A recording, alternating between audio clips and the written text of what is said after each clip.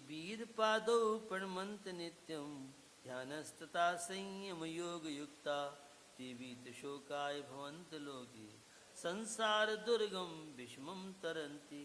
अहिंसा विश्व धर्म की जय। गुरुदेव आचार्य श्री सुमत सागर जी महाराज की जय। बंधुओं, 10 लक्षण की पाठशाला में आपने विगत दिनों में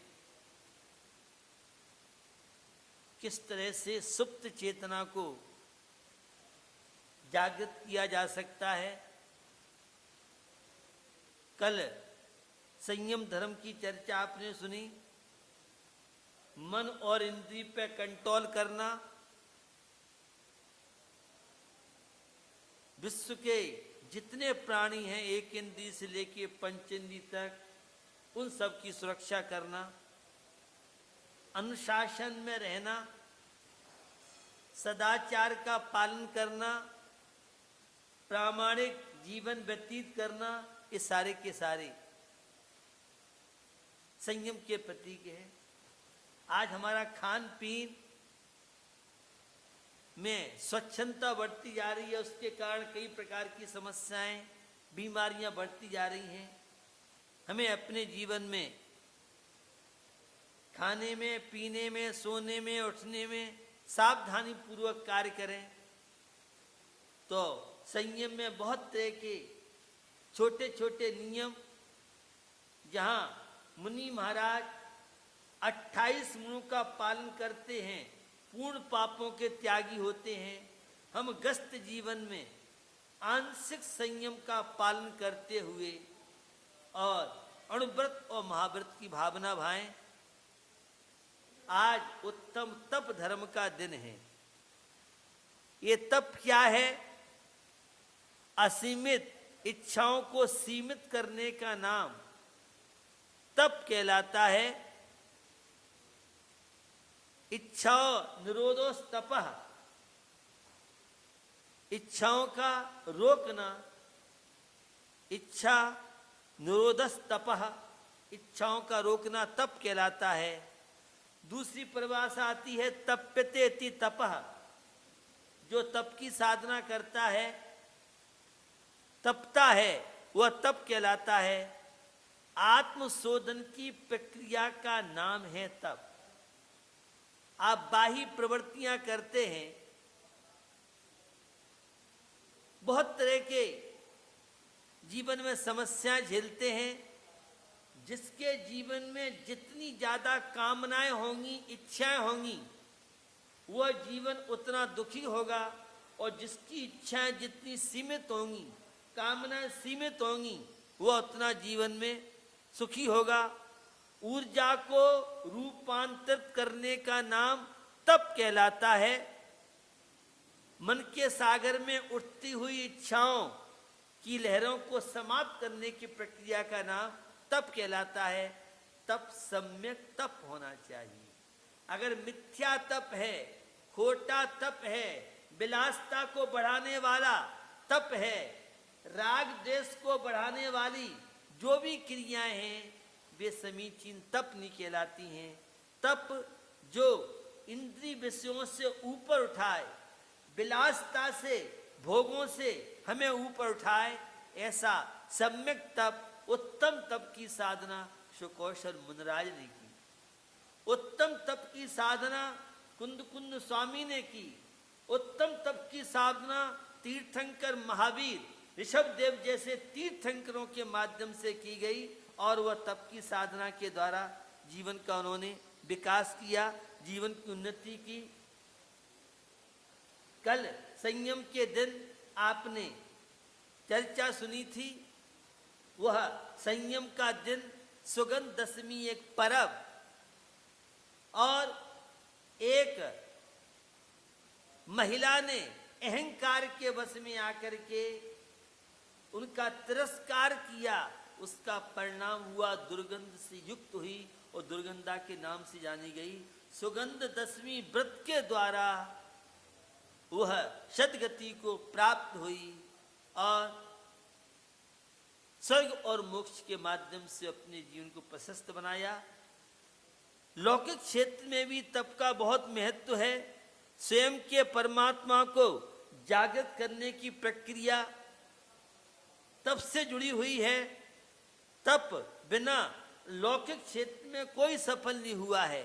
आपने पूजन में पढ़ा है, तप चाहे सुर राय के भैया मेरे, तप चाहे सुर राय, कर्म शिखर को वज्र है और द्वादश विधि सुखदाय के भैया मेरे, द्वादश विधि सुखदाय, क्यों न करे निज शक्ति सम।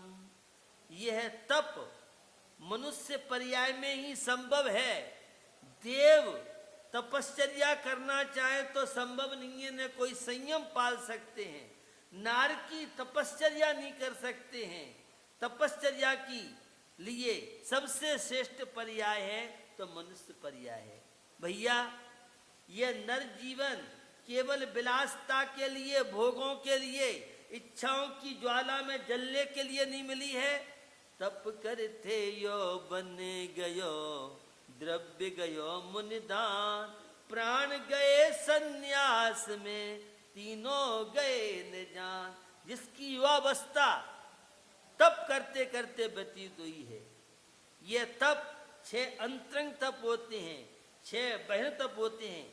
कर्म शिखर को वज्र है, समीचीन तप, 12 प्रकार के तप, अनशनादि बाही तप हैं। तो प्रायश्चित, विनय, वैयावृत्ति, स्वाध्याय, धन, ध्यान एक अंतरंग तप है।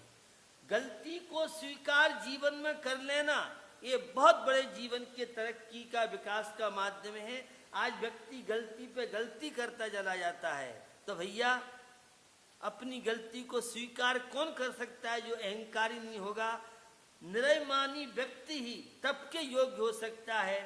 पूर्ण तप की साधना मुनराज करते हैं तो हम गस्त जीवन में अवरत सम्यक दृष्टि, शरीर से आत्मा को अलग समझा है। सच्चे देव शास्त्र गुरु में जिसकी श्रद्धा आस्था है, 25 दोषों से ऊपर उठ के अष्टंगों का पालन करने वाला, प्रसम सम्यक अनुकंपास्तिक जिसके गुणों की व्यक्ति हो गई है, वो सम्यक तप के माध्यम से बनता है। दूसरा है विनय तप। ये विनय तप क्या है? शिष्टाचार। देव शास्त्र गुरु की जहाँ विनय पारमार्थिक क्षेत्र में महत्वपूर्ण है, वहीं परिवार में बड़े बूढ़ों को सम्मान देना, उन्हें बहुमान देना। बिड़ो मुख उदारम मैंने एक दिन आपसे चर्चा की थी। ये विनय बहुत बड़ा गुण है। जब जीवन में अहंकार होगा तो नियम से पतन होगा। तो भैया, ये विनय, मुनि महाराज की विनय करना, अपने गुरुजनों की विनय करना, अपने माता पिता की विनय करना, अपने दादा दादी को सम्मान बहुमान देना, उनकी आशीष लेना, ये अंतरंग तप विनय तप कहलाता है। प्रायश्चित, विनय, वैयावृत्ति, सेवा की भावना। पारमार्थिक क्षेत्र में निश्चय ने से तो आत्मा की सेवा की जाती है, लेकिन व्यवहार ने से अपने दादा हैं, दादी हैं, सासू ससुर हैं, उनकी परिचर्या अपनी अपनी भूमिका के अनुसार करता है। हमारे माता पिता एक गिलास पानी को परेशान होते रहे और तुम लंबे चौड़े दान और पुण्य धर्म कर रहे हो, तो भैया, सेवा से मेवा मिलती है। और संत तुलसीदास जी के शब्द हैं, कर सेवा जन जन की। आज सेवा की भावनाएं हमारे जीवन से विदा ले रही हैं। उसका परिणाम, जब सेवा लोग करते थे, रोगियों की सेवा, दीन दुखियों की सेवा, आज हमारे जीवन से विदा लेती जा रही हैं। तो दूसरा विनय तप है। तीसरा वैयावृत्ति तप है। प्रायश्चित, विनय, वैयावृत्ति, स्वाध्याय, आत्मा का अध्ययन, मन चिंतन करना, यह है। निश्चय से स्वाध्याय है। व्यवहार से जनागम, जिन प्रभु की वाणी, संतों की, आचार्य भगवंतों की जो वीतरागता का कारण बने, वह तो ये है तप कहलाता है। स्वाध्याय, विनय, प्रायश्चित, विनय, वैयावृत्ति, स्वाध्याय और विसर्ग, ये है। और ध्यान, जो ऊर्जा हमारी निरंतर बिखर रही है, मेडिटेशन। तो जैन दर्शन में जितनी चीज़ें ध्यान के लिए हैं, बहिरंग तप हैं, अनशन, पुरानी कहावत थी ज्वर को लंघन आंख को बंधन। जब भी कोई बीमार होता था सबसे पहले भोजन छोड़ता था। आज बड़े बड़े वैज्ञानिक चिकित्सक उपवास के द्वारा उप प्लस वास इक्वल टू वास, आत्मा के निकट में जो वास कराता है वो उपवास कहलाता है। तो अनशन है, ऊनोदर है, भूख से कम खाओगे तो स्वस्थ रहोगे और ज़्यादा खाओगे तो बीमारी कार्ड बनोगे। तो भोजन 4 रोटी की भूख है, 3.25 खाओ तो आपका ऊनोदर तप हो जाएगा। पहले ऋषि रस का त्याग करते थे। सोमवार को हरी तो मंगल को मीठा, बुध को घी, गुरुवार को दूध, शुक्र को दही, शनिचर को वह तेल, इतवार को नमक। तो ये ब्लड प्रेशर आदि की बीमारियां नहीं होती थीं, डायबिटीज की बीमारियां नहीं होती थीं। आज हमारा कंट्रोल नहीं रहा है तो पहले इसका परित्याग करते थे। ये बाही तप कहलाता है। अनशन, ऊनोदर, व्रत पर संख्यान, रस परित्याग, विविक्त सय्यासन और काय क्लेश, एकांत में रहना और काय क्लेश शरीर को मजबूत बनाने के लिए शरीर की द्वारा जो साधना की जाती है। शरीर को हम जितना तपाएंगे, भैया दूध गर्म करना है तो गैस का सिलेंडर महंगा हो गया है, इसलिए डायरेक्ट गैस के चूल्हे पर दूध डालोगे तो आग लग सकती है। जैसे दूध गर्म करना है तो सबसे पहले पतीली, भगोनी या कढ़ाई आदि वह गर्म होती है। उसी तरह से बिना शरीर को तपाए तप नहीं हो सकता है। तप करते यौवन गया। जिसने यौवन काल में तप की साधना की, इच्छाओं पे कंट्रोल किया है, विलासता भोगों से ऊपर उठा है, तप करते यौवन गयो, द्रव्य गयो मन दान। और साधुओं के, संतों के, गरीब और दुखी साधर्मियों की परिचर्या सेवा आदि में द्रव्य गयो मन दान और प्राण गए संन्यास में। समाधि पूर्वक मरण करना, परमात्मा का स्मरण करते हुए तन का त्याग करना, ये तीनों जाते हुए भी सुरक्षित हैं। तो भैया तप के बिना फल नहीं पकती हैं। अगर धूप नहीं हो फल पकेंगे नहीं। तप के बिना जब तक माटी को हम उसमें अग्नि में नहीं तपाएंगे, कुल्हड़, सुराई, घड़े, तब तक वे पानी भरने के योग्य नहीं होते हैं। उसी तरह से बंधुओं, जीवन में कठिनाइयों के बीच में रह करके, विपत्तियों के बीच में रह के संघर्ष ही जीवन है। सोना 100 टन का कब बनता है? जब वह पूर्ण अग्नि में तप जाता है। लौकिक क्षेत्र में आप देखिए विद्यार्थी कितना सहन करता है, कितनी स्टडी करता है, कितनी मेहनत करता है, तब कहीं IAS, IPS, IIT या अन्य जगह वह उन्नति कर पाता है। एक डॉक्टर है, वह कितनी मेहनत करता है तब कहीं वह डॉक्टर बन पाता है। एक पर्वतारोही कितना पसीना आता है, कितना श्रम करता है। कठिनाइयों के बीच में जीवन को देख लो तुम, कांटे बिछे हुए हैं, चलना संभल संभल के, चलना संभल संभल के। कठिनाइयों के बीच में, विपत्तियों के बीच में जो अपने जीवन का निर्माण करता है वही तो महान बन पाता है। आप देखिए कोई भी प्रधानमंत्री बनता है, राष्ट्रपति बनता है, विधानसभा लोकसभा में जाता है, कितना मेहनत करनी पड़ती है तब कहीं वह उच्च पद को प्राप्त कर पाते हैं। एक वैज्ञानिक बनने के लिए कितना श्रम करता है, एक कलाकार शिल्पी है कितनी मेहनत जीवन में करता है, एक शिक्षक बनने के लिए, ड्राइवर बनने के लिए तपे बिना कोई व्यक्ति महान नहीं बना है। श्रम बिना सफलता नहीं मिलती है। जितना जीवन में श्रमण का मतलब यही है कि जो निरंतर साधना करते हैं, आत्मा की साधना, अध्यात्म की साधना, परमात्मा बनने की साधना करते हैं, तब वे इन महान बन पाते। एक बार महात्मा गांधी से किसी ने पूछ लिया कि तप का अर्थ क्या है, तब गांधी ने कहा तपस्या का वास्तविक अर्थ और महत्व जानना चाहते हो तो जैनियों के पास जाओ। आप देख रहे हैं 10 लक्ष्य पर्व में 10-10 दिन लोग मात्र एक बार जल पे रह रहे हैं, तो कोई 5 दिन बाद जल ले रहा है, तो कोई 10 दिनों में 4 उपवास, एक आसन, जिसकी जितनी क्षमता है, सामर्थ्य है। तो भैया हमें यह नर जीवन मिला है, इस नर जीवन के लिए अपने जीवन में महत्व दें। एक नाविक और वह नौका खेता है, कितनी मेहनत करता है, बिना श्रम की से सफलता नहीं मिलती है। एक व्यापारी को देखिए, जब सीजन चलता है तो न नाश्ता, न ब्रेकफास्ट, न लंच, सब भूल जाता है। तो हम भी अपने जीवन में इस 12 प्रकार के तपों की साथ में प्रतिकूल परिस्थितियों में समता रखना, यह तप के द्वारा ही संबर और निर्जरा की स्थिति बनती है। मुनि महाराज तो पूर्ण साधना करते हैं, हम भी प्रतिकूल परिस्थितियों में घबराए नहीं। मुनि महाराज तो जगत का स्वभाव हुआ सम्यक वैराग्यार्थम, और 22 प्रकार के परिस है। उमा स्वामी महाराज ने कहा मार्गच्यवन निजार्थम परिशोधव्या परिस है, मार्ग से च्युति न हो, निरंतर परिसों को सहन करते हुए कर्मों की संबर और निजरा करते हैं। यह नर जीवन भोगों की ज्वाला में जलने के लिए मिला है, यह नर जीवन तो साधना के लिए मिला है, यह नर जीवन तो त्याग तपश्चर्या के लिए मिला है। तो जिन्होंने जीवन में तप की साधना की, वे जीवन में महान बने।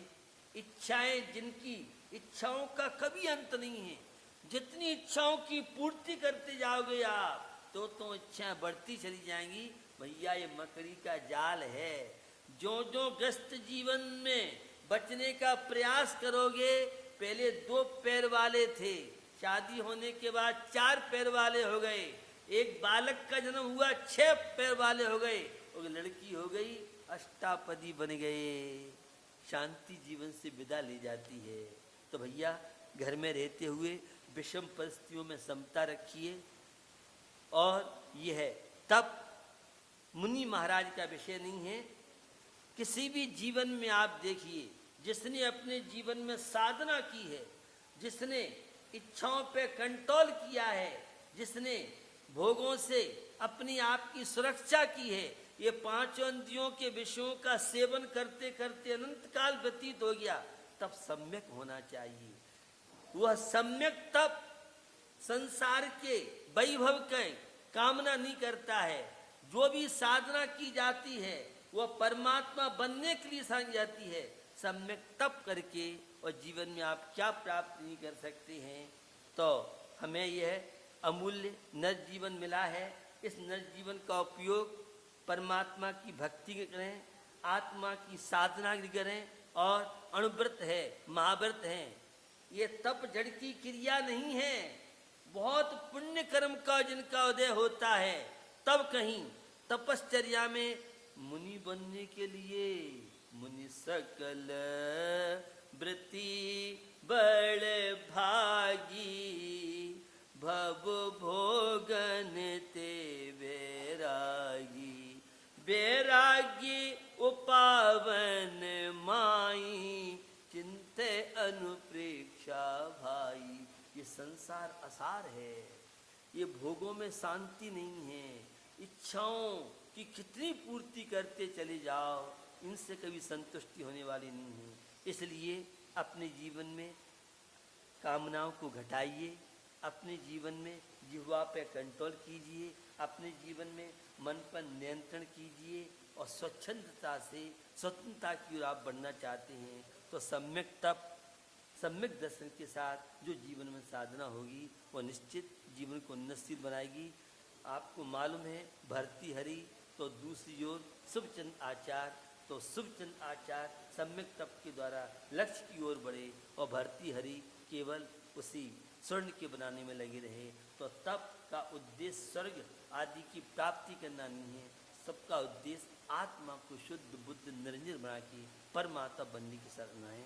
इसी पवित्र भावना के साथ अहिंसा विश्व धर्म।